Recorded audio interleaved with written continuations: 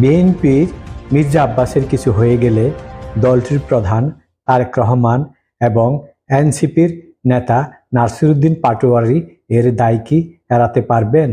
বিএনপির যেসব সিনিয়র নেতা মুক্তিযুদ্ধের পক্ষে এবং এনসিপির বিরুদ্ধে কথা বলেছেন তাদেরই শাস্তির আওতায় এনেছেন এই দলটির প্রধান তারেক রহমান।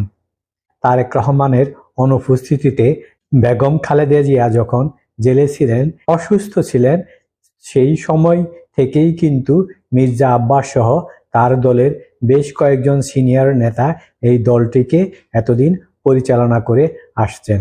বস্তির পোলা নাসিরুদ্দিন পাটোয়ারি দিনের পর দিন এই মির্জা আব্বাসকে অপমান করে গেছেন, নানা ধরনের গালিগালাজ করে গেছেন। এর ফলে তিনি কতটা মানসিক চাপে ছিলেন তার ব্রেন স্ট্রোক করা থেকেই বোঝা যায়। এই তারেক রহমান দীর্ঘ প্রবাসী জীবন শেষে দেশে ফিরে ক্ষমতার স্বাদ গ্রহণ করলেও মির্জা আব্বাসকে করে রাখা হয়েছে তার উপদেষ্টা হিসাবে। মির্জা আব্বাসের প্রতি যে আচরণ করা হয়েছে, এই শাস্তিটা বড় বেশি হয়ে গেছে। এই বর্ষিয়ান নেতা মানসিকভাবে এতটাই বিপর্যস্ত ছিলেন যে অবশেষে তিনি ব্রেন স্ট্রোক করে মৃত্যুর সাথে পাঞ্জা লড়ছেন। নাসিরুদ্দিন পাটোয়ারি সহ এনসিপির বিভিন্ন নেতারা যখন এই মির্জা আব্বাসের বিরুদ্ধে একের পর এক অপমানজনক কথা বলে যাচ্ছিলেন, তখন দলটির পক্ষ থেকে কোনো ব্যবস্থা গ্রহণ করা হয়নি। এই বর্ষিয়ান নেতার পক্ষে কেউ দাঁড়াননি তারেক রহমান। অবশেষে বাধ্য হয়ে যখন আইনি ব্যবস্থা নিতে গেলেন, তাতেও তাকে বাধার মুখে পড়তে হয়েছে। এত মানসিক যন্ত্রণা নেওয়ার মতো বয়স কি মির্জা আব্বাসের ছিল?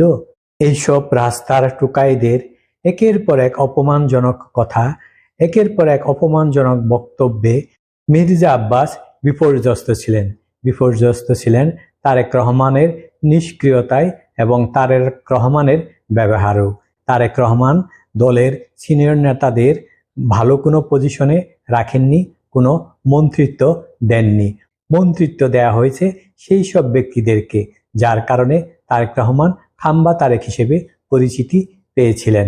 এইটুকু যখন বিদ্যুৎ প্রতিমন্ত্রী ছিলেন, সেই সময়েই কিন্তু খাম্বা তারেক হিসেবে পরিচিতি পান এই তারেক রহমান।